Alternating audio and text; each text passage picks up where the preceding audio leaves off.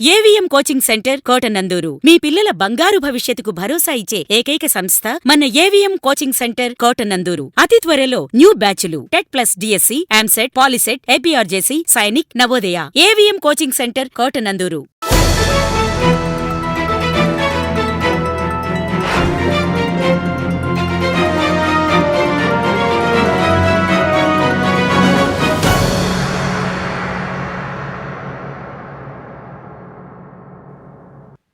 Telugu Desam party యువ నాయకుడు వెలగ వెంకటకృష్ణారావుకు ఘన సన్మానం.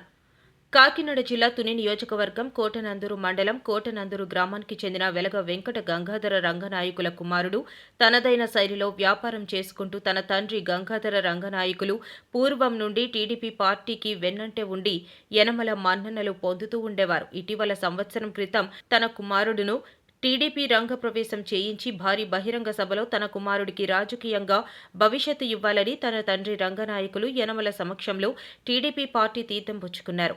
అప్పటి నుండి ఇప్పటి వరకు తను సేవా కార్యక్రమాలు గుర్తించి రాజకీయ పరంగా కోటనందూరు ప్రభుత్వాసుపత్రి అభివృద్ధి కమిటీ చైర్మన్ గాను, కులపరంగా ఆర్యవైశ్య సంఘ జిల్లా జాయింట్ సెక్రటరీగాను పదవులు ఆయనను వరించాయి. మంగళవారం రాత్రి మర్చెంట్ అసోసియేషన్ బిల్డింగ్ నందు తుని మర్చెంట్ అసోసియేషన్ సభ్యులు, the Tuni cashew manufacture association సంఘ సభ్యులు సంయుక్తంగా ఆయనకు ఘన సన్మానం చేశారు. పలువురు వక్తలు మాట్లాడుతూ పార్టీ పరంగా వర్తక సంఘానికి, కుల సంఘానికి సేవలు అందించాలని కోరారు. ఈ కార్యక్రమంలో కలిదిండి సత్యనారాయణ రాజు, కుసుమంచి సుబ్బరాజు, కుసుమంచి సత్యనారాయణ, దొంతంశెట్టి మల్లికార్జునరావు, వెలగల అమర్నాథ్ రెడ్డి, పలువురు వ్యాపారవేత్తలు పాల్గొన్నారు. నాకైతే ఎప్పుడు తెలుసు కాబట్టి వాళ్ళే చేస్తున్నారనుకున్నాను. ఇప్పుడే తెలిసింది ఒక గ్రామంలోనే 34 ఫ్యాక్టరీస్ ఉన్నాయట. ఇలాగ అభివృద్ధి చేయాలి. ప్రతి ఒక్కరు కూడా సెల్ఫ్ ఎంప్లాయ్మెంట్గా తను ఇంటి దగ్గర పెట్టుకుని వ్యాపారం చేసి పెద్ద ఇండస్ట్రీ అవ్వాలి. మీరు అందరూ మీ ద్వారా ఎంతో మందికి ఉపాధి కల్పించినట్టు అవుతుంది. ప్రతి గ్రామంలోని ఎవరు ఖాళీ లేకుండా ఆడవాళ్ళకు, మగవాళ్ళకి కూడా మీ ద్వారా పని కల్పించినట్టు ఉంటుంది. తద్వారా కూడా మనం కూడా లాభాలు పొంది ఇంకా పెద్ద పెద్ద ఇండస్ట్రీస్ పెట్టి మనం బాగా డెవలప్ అవ్వాలని సభలో కోరుకుంటాను. ఇంతమంది ఇండస్ట్రీస్ ఉన్నారంటే నిజంగా ఆశ్చర్యంగా ఉన్నాను. నాకు ఇంట్లో ఎవరో మందిలో తెలిసి అంటే అంత మించి నాకు ఎవరో తెలుసు అంటే సోదరులు ఈరోజు తర్వాత వైద్య ఆరోగ్య కేంద్రానికి చైర్మన్గా ఎన్నుకున్న సందర్భంలో మరియు ఆదివేశంగా కాకినాడ జిల్లా పదవి ఆవిష్కరించినందుకు ఇంకా ఎన్నో సేవలు చేసి ఇంకా మన్నలు పొంది ఇంకా మంచి వృత్తిలో వచ్చి ఈ ఫ్యాక్టరీ వాడతాలకు అన్ని కష్టంగా అన్ని కూడా అన్నీ ఆలోచించి వాళ్ళందరికీ కూడా చేయించడం నడిపించవలసిందిగా ఈ సహకార సందర్భంలో కోరుతున్నాను.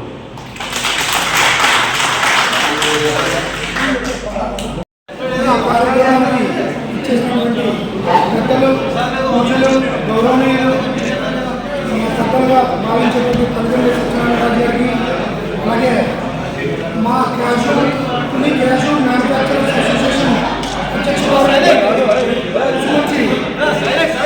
సుబ్బరాయ గారికి, అలాగే మా క్యాషు మ్యానుఫ్యాక్చరర్స్ అసోసియేషన్ సెక్రటరీ గారు మల్లికార్జునరావు గారికి, అలాగే అసోసియేషన్ సభ్యులు అందరికీ, మన కుసుమంచి సత్యనారాయణ గారికి, పెద్దలకి, మర్చెంట్ అసోసియేషన్ పెద్దలకి అందరికీ కూడా నా హృదయపూర్వక నమస్కారాలు తెలియజేసుకున్నాను. అలాగే కోటనందూరు నుంచి వచ్చిన ప్రెస్ వారికి, అలాగే తునిలో ఉన్న నుంచి వచ్చిన ప్రెస్ సభ్యులకు అందరికీ కూడా నాకు శుభాకాంక్షలు తెలియజేసుకుంటున్నాను. ఈరోజు ఈ కార్యక్రమం మన క్యాషు మ్యానుఫ్యాక్చరర్స్ అసోసియేషన్ మరియు తుని మర్చెంట్ అసోసియేషన్ వారు సంయుక్తంగా నిర్వహించి ఈరోజు మన ఎమ్మెల్యే గారు, అలాగే మాజీ ఆర్థిక మంత్రులైనటువంటి యనమల రామకృష్ణుడు గారు, అలాగే యనమల దివ్య గారు ఆశీస్సులతో నేను ఈ స్థానానికి గత సంవత్సరం క్రితం తెలుగుదేశం పార్టీలో సభ్యత్వం తీసుకొని తెలుగుదేశం పార్టీలో జాయిన్ అయ్యి ఎంతో విశేషమైన కృషి చేశారని చెప్పి భావించి, ఇంకా పార్టీకి మీ సేవలు అవసరం అని చెప్పి భావించి ఈరోజు ఒక మంచి బాధ్యత.